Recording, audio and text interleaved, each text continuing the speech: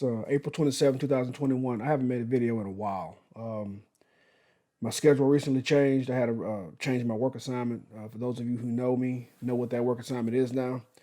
It's not exactly conducive to making YouTube videos. So that's still my main thing. That's how I take care of my family. So I apologize, but I don't make videos a lot anymore now. What I want to talk to you today about is another sensationalized group of police shootings. Police officers have 100 million or so arrests a year. About 50 million of those arrests require violence in the form of use of force by the police. Of those 50 million, I think the police, what was it last year? Just over 1,000 people that the police had to use lethal force against and resulted in the death.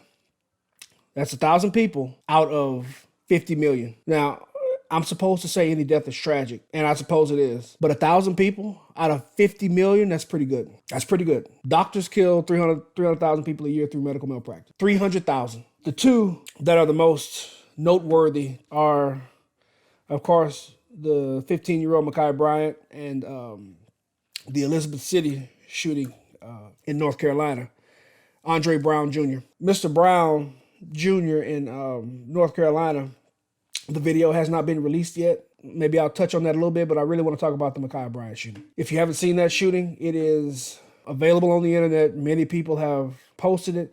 You can see it on my screen here. Basically what you have somebody called the police. It was first reported that Miss Bryant called the police. We don't know that for sure now. Now people are saying that the person who was about to be stabbed, whose life was saved by the officer, was the one who actually called the police. The gist of the situation was the officer shows up, a couple of seconds go by, you see one female run out of a house. I assume they're all family or friends, run by the officer. Another female runs, stumbles. Then Miss Bryant comes out. The third party comes out of the house while numerous family members are standing around. She attempts to stab one of the females that's on the ground. The female flails and kicks her legs. Miss Bryant then turns and focuses her attention on a female who was then up against the car. Miss Bryant uses one arm to push the female against the car, and the other arm is holding what appears to be a knife, an edged weapon. Miss Bryant draws back in a stabbing motion, and the officer fires 4 rounds, hitting Miss Bryant and ultimately killing her. Now, the reaction from the media is what you might expect. The reaction from liberals is what you might expect. The reaction from some police officers is what you might expect. Immediately condemning the officers, immediately saying, oh, he didn't have to do that, immediately delving into their trove of police experience. And by that, I'm being facetious, I'm being sarcastic. Every single person, almost every single person who believes that the Ma'Khia Bryant shooting was unjustified does not know a thing about policing. Every single one of them. I'd be more than willing to have a discussion with anybody who believes that shooting was unjustified. And if the first thing out of your mouth is her age, then that just proves my point. Her age is irrelevant to the action she's taking to end another person's life at the time the officer used deadly force. Age is no determinant of your ability to harm someone, cause them serious bodily injury, or kill them. There are several instances where children are responsible for just grotesque acts. Those of you who are familiar with the name Lil Yummy, he was an 11-year-old murderer. He was killed by other members of his gang in Chicago. I believe it was early 90s. Look, I mean, you can Google it. Guy named Lil Yummy. He was 11 years old. By the time he was killed when he was 11 years old, he had like 17, maybe 20 felonies.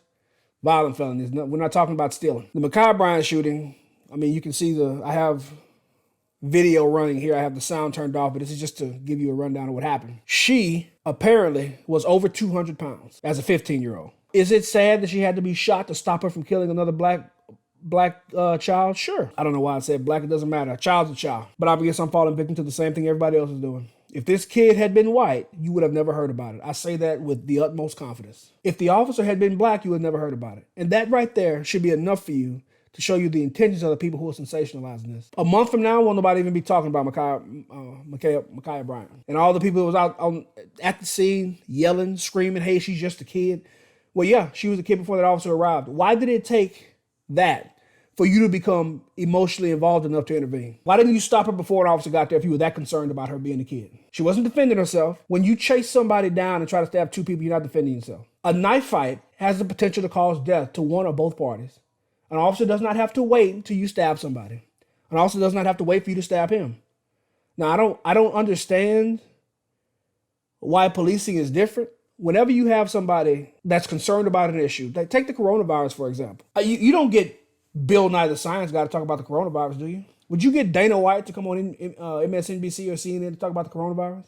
No, because their expertise is not in the area of pandemics or viruses. You talk to Dr. Fauci. Dr. Fauci's expertise is in question now because he's said several different things about the coronavirus, but that's not my point. You get someone who is a supposed expert on the topic to talk about it, save for the topic of police in this country. Nobody's concerned. Nobody's interested in talking about policing and talking to experts in policing about police. Instead, we want the opinion of LeBron James. We want the opinion of people who have never strapped on a vest, strapped on a gun belt, or started answering calls. If you do that, you got my respect. If you don't do that, then you're just running your mouth about stuff you know nothing about. Especially as law enforcement, we are not just sitting around waiting for people to react to us. We have a right to defend ourselves too. If somebody's saying false things about the coronavirus, Dr. Fauci's quick to jump on TV. But we don't have any chiefs. We don't have any high-ranking policing officials defending us. There's another viral video going around about the Ma'Khia Bryant shooting. There's a police officer trying to do his job, and I think he's DC Metro Police. You have somebody with a cell phone following him around, antagonizing him while he's trying to do his job. He makes a comment to the effect of, "Hey, are you going to shoot me like you did Ma'Khia Bryant?"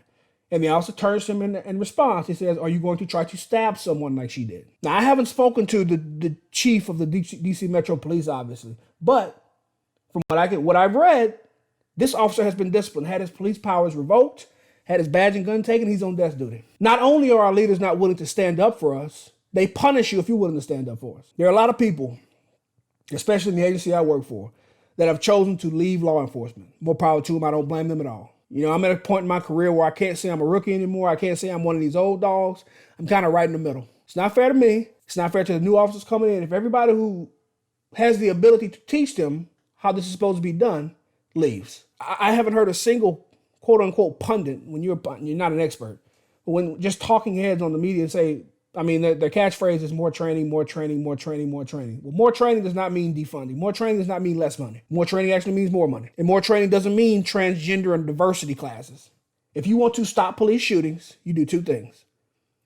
You make every officer as proficient in use of force, in non-lethal hand-to-hand use of force, as you do anything else. Now, officers at our department spend months preparing some kind of essay or book report about, the diverse aspects of our community. But they spend far less time learning how to control people on the ground, learning how to control someone's hands, learning how to get someone on the ground and keep them on the ground, learning how to not get taken to the ground themselves. More time is spent talking about the racism and the history of policing than that.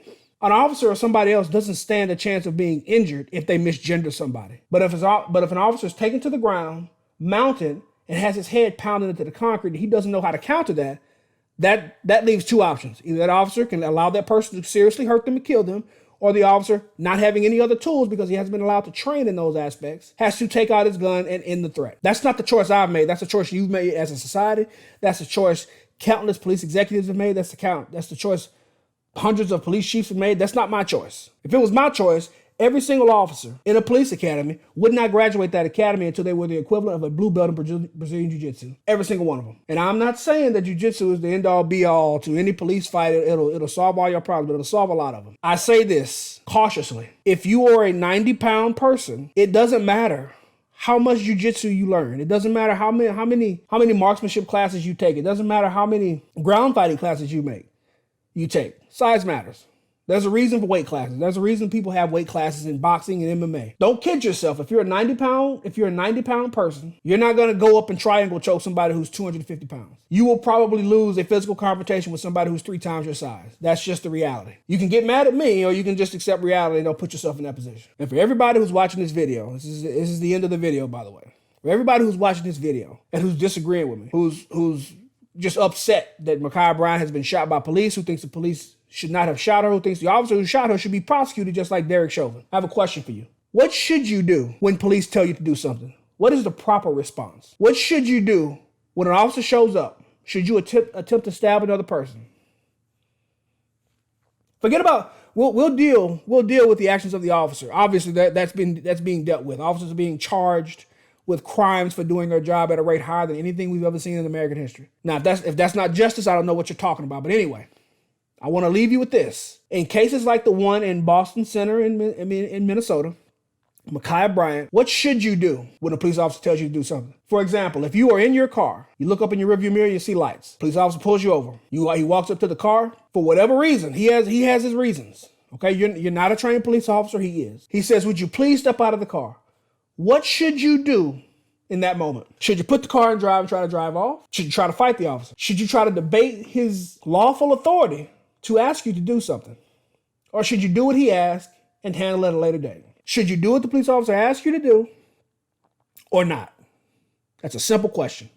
If you can't answer that, this probably is not going to be, I don't know what to tell you. If you think you have a right to fight the police, I can just simply say you don't. If you think you have a right to argue with the police, you do in some instances. But when a police officer tells you you're under arrest, that's not up for debate. And if it is up for debate, I want you to think about the kind of society we're going to have if you can decide whether or not you agree with the reasons for arrest, and that will determine whether or not you actually are under arrest. If you're a police officer, you tell me I'm under arrest, and I say, you know what, I don't think so. Should that person just be let go? Those are simple questions. If you can't answer those questions, you're not being honest. Because we both know the answer to them. But if the answer to those questions run counter to what you believe, you are wrong. You are incorrect, sir or ma'am. Please like, comment, subscribe, share these videos if you want or not. Comment if you want or not. I don't get rich off of this. I don't get any money whatsoever. It really breaks my heart for people on both sides, whether you're a police officer or not, to misunderstand and draw lines in the sand around topics that really shouldn't be controversial at all. So, hope you're having a good day. Hope to do this again sooner. Thank you for watching. Thank you for listening. I look forward to the conversation.